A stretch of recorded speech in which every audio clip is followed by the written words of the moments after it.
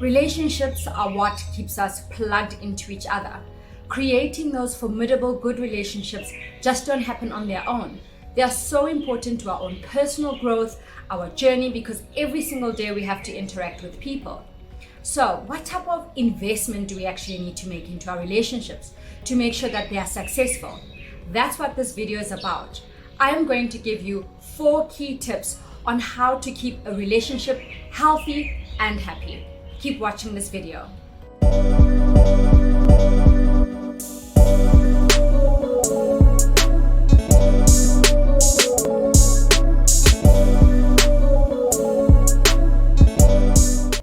My name is Tish. I'm a certified life coach, an entrepreneur, a mom, and an avid enthusiast of working with people through the process of transforming their lives so that ultimately they can live the best possible version of themselves. If you like this type of content, do me a favor, just click the subscribe button or the like button at the end of this video so that I can be able to share this content with so many other people who can definitely benefit from it. The first step of keeping your relationship happy starts with you. This is to cultivate a practice of mindfulness on a daily basis. This is the state or quality of being able to be aware of your feelings and yourself so that you can be best positioned to have a successful relationship going forward. I know this is not an easy practice because we get pulled from pillar to post on a daily basis, chasing our goals, ambitions, responsibilities, that we don't have the time to actually have introspection and think about what it is that we are feeling and how to handle those feelings in a proactive way every single day of our lives. When you practice mindfulness, you become in tune with what is happening, and the benefits are so amazing. You have self-control, you are flexible, aware, and be able to adapt to any situation that can come your way. This can only build the quality of your relationships because you'll have such mental clarity going forward, which will enable to move you from a state of being reactive, which is usually followed by a lot of regrets, to a state of being proactive, because that will give you a little bit more control of your feelings because you will be so in tune with yourself.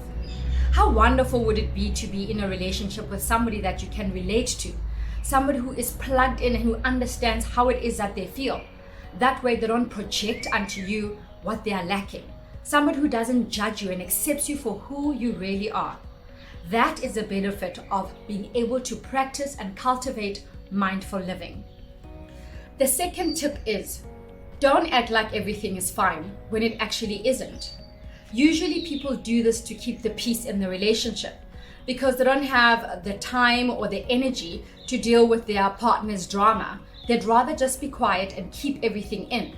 But unfortunately, this is the typical example whereby you start to portray the passive-aggressive behavior because you start harboring those feelings of resentment for your partner because you just don't feel like they've given you the safe space to be able to voice out your concerns without them being able to overreact. When both parties in the relationship practice the first step of mindfulness, then there'll be no space for judgment. It will create that atmosphere where either party can table any concern without any judgment whatsoever. See, keeping peace for peace sake always has a negative result because it shows that one party has started to emotionally check out from the relationship instead of investing in it. So it is so important to create those spaces where each party feels like they've got a safe zone to be able to voice out their concerns. So definitely do bring up those issues in a calm, respectful, and mature manner so that you can start to work through them instead of dealing with your delivery that takes away from your intention in the first place. The third tip to keep your relationship happy is to give your partner the opportunity and the permission to speak up. It sounds like a silly point because your partner is fully grown and they obviously can speak up as and when they need to. At least that's what's in your mind. However, if you have not practiced step number 1 and been mindful about it, they may not feel secure enough to be able to speak without necessarily receiving judgment from you. It is important for you to share your views, yes, but it's equally important to allow your partner and give them that opportunity to be able to discuss whatever it is that they need to with you without any judgment. Listening is such a fundamental skill to have for any successful relationship. So next time your partner has got something crucial to share with you, why not just take a moment just to pause, take it in, and acknowledge what it is that they're saying, instead of interjecting and debating, because you may be the better debater between the two of you or the more emotional one. But either way, it's important to give them that platform without necessarily having to react. You'll be so surprised by taking a few days just to process what it is that they said to you and then reverting back. You'll be so amazed at what type of response you will have that will build a better communication rapport between you and your partner. Try it. It can only build your relationship and make it happier. The fourth and final tip to keep your relationship happy is to openly discuss the status of your relationship. I know it is daunting and scary to do this because sometimes you don't want to know what the other person is thinking. But if you want to have a happy relationship, it's important to check in to make sure that you're on the same page. Discussing the status of your relationship is not about pointing fingers and doing the blame game. It's literally about taking stock of where you are individually, looking at your feelings about the relationship, and addressing those matters that don't serve you. If you are able to practice step 1, 2, and 3 that I spoke about earlier, then this should be a much easier process to actually follow. If you're unable to do this constructively, then this is a great point to actually solicit a professional like a life coach who will be unbiased to help you through the process so that you can take stock of where you are. You don't want to end up like those people who have gone through a breakup and never saw it coming. How many times have you heard, I don't know what happened to the relationship. I thought we were happy. I know what happened. You did not take the time to openly discuss the status of your relationship.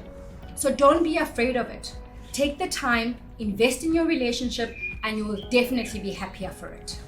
In summary, to keep your relationship happy, remember to cultivate the practice of mindfulness. Don't act as though everything is fine when it actually isn't. Allow your partner and give them permission to speak up. And last but certainly not least, openly discuss the status of your relationship. I'm sure these 4 tips are easy and simple enough for you to follow. If you like this video, do me a favor, click the like and the subscribe button because it enables me to reach so many other people who can also benefit from this type of content. I've got amazing videos that are coming out on a weekly basis, so keep watching my channel.